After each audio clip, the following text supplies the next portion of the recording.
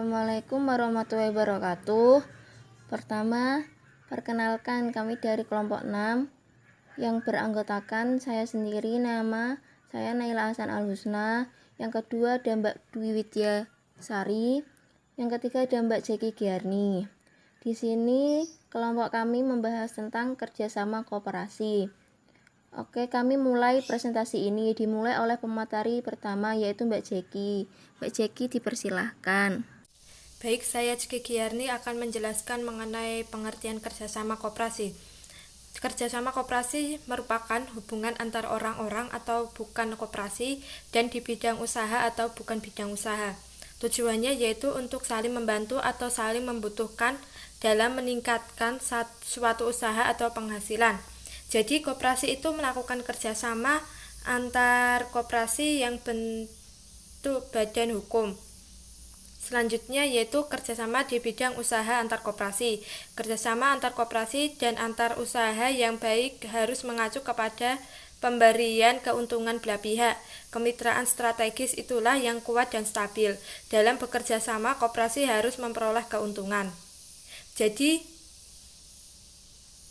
kerjasama ini diamanatkan oleh ICI Kongresnya yang ke-23 di Vienna tahun 1966 yang dimasukkan ke dalam kerjasama antar koperasi yang merupakan salah satu asas.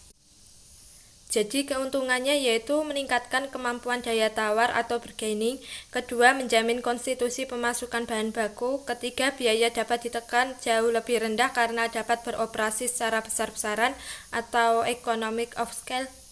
Yang keempat, bila kerjasama dilakukan secara horizontal, maka akan meningkatkan peningkatan kemampuan daya tawar mereka dalam pihak ketiga, kemampuan daya saing pihak ketiga. Yang kelima, bila bekerja sama dilakukan oleh koperasi tingkat di atasnya, maka bidang usahanya dapat mengadakan integrasi vertikal. Selanjutnya yaitu kerjasama di bidang usaha antar koperasi dapat dilakukan dalam dua cara. Yang pertama dengan membentuk organisasi yang baru berbadan hukum, kerjasama antar koperasi dengan membentuk wadah baru dan berbadan hukum sendiri. Ini umum dilakukan oleh koperasi tingkat sekunder. Yang kedua, dalam bentuk objek atau kemitraan usaha dapat membentuk organisasi baru yang berbadan hukum, yaitu kerjasama antar koperasi dilakukan dengan pembentukan wadah yang berbadan hukum. Terima kasih. Oke, selanjutnya saya akan menjelaskan tentang bentuk yang kedua dari kerjasama koperasi, yaitu kerjasama antara koperasi dan bukan koperasi. Kerjasama ini dapat dilakukan dengan pihak lain dari luar badan koperasi, tetapi harus didasarkan dengan prinsip usaha yang saling menguntungkan. Ada dua cara. Yang pertama, dengan membentuk wadah baru yang berbadan hukum. Kerjasama ini biasanya dilakukan oleh koperasi sekunder, khususnya pada tingkat induk seperti IKPN atau disebut juga induk koperasi pegawai negeri, dan beberapa induk koperasi lain yang dengan mitra usahanya masing-masing membentuk bank dengan tujuan meningkatkan pelayanan kepada anggota-anggotanya. Koperasi primer terutama dan koperasi tingkat sekunder yang berupa pemberian kredit baik digunakan untuk mengembangkan usahanya atau untuk membantu menunjang kebutuhan hidup anggotanya. Cara yang kedua yaitu dengan tanpa membentuk wadah baru yang berbadan hukum. Biasanya kerjasama ini berbentuk kemitraan usaha. Kemitraan antara koperasi dengan perusahaan-perusahaan besar lebih merupakan tanggung jawab sosial dalam rangka membantu dan membina koperasi. Kerjasama antara koperasi dengan badan usaha bukan koperasi juga dilakukan oleh koperasi primer dalam bentuk kemitraan usaha. Tetapi sifat kemitraan usaha antara perusahaan besar dengan koperasi primer atau pengusaha kecil dilakukan tanpa membentuk wadah baru yang berbadan hukum. Hal ini mempunyai dasar pertimbangan yang berbeda dengan kemitraan usaha antara induk dengan perusahaan swasta dan BUMN atau BUMD yang disertai dengan pembentukan wadah baru berbadan hukum. Selanjutnya, contohnya yaitu IKPN dalam kerjasama ini melakukan mitra usaha dengan BUMN dan Yayasan Dana Pensiun dengan mendirikan sebuah bank pada tahun 1992 yang diberi nama Bank Kesejahteraan Ekonomi, yang berbadan hukum perseroan terbatas atau disebut juga PT. Semula IKPN ingin memakai wadah berbadan hukum koperasi, tetapi tidak memungkinkan karena adanya kebijakan dari Menteri Koperasi nomor 12/M/I/1989 yang tidak mengizinkan gerakan koperasi mendirikan bank umum koperasi selain Bank Bukopoin. Dalam usaha perbankan ini, IKPN merupakan pemegang saham mayoritas dengan menguasai 70% dari seluruh sahamnya. Baik, di sini saya akan melanjutkan dari pemaparan pemateri sebelumnya, yaitu ada di poin D, kerjasama bukan di bidang usaha antar koperasi. Koperasi di Indonesia mengenal 4 tingkatan organisasi koperasi berdasarkan atas tingkat daerah administrasi pemerintah, yaitu koperasi primer, pusat koperasi, gabungan koperasi, dan induk koperasi. Untuk koperasi primer adalah sebuah koperasi yang terdiri dari paling sedikitnya 20 orang, yang tergabung pada koperasi tersebut dengan tujuan yang sama.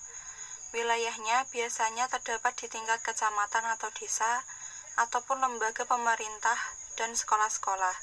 Contoh koperasi primer adalah KUD atau Koperasi Unit Desa. Ada pula pusat koperasi. Pusat koperasi merupakan gabungan dari paling sedikitnya 5 koperasi primer yang berbadan hukum dan biasanya berkedudukan di ibu kota kabupaten atau kota.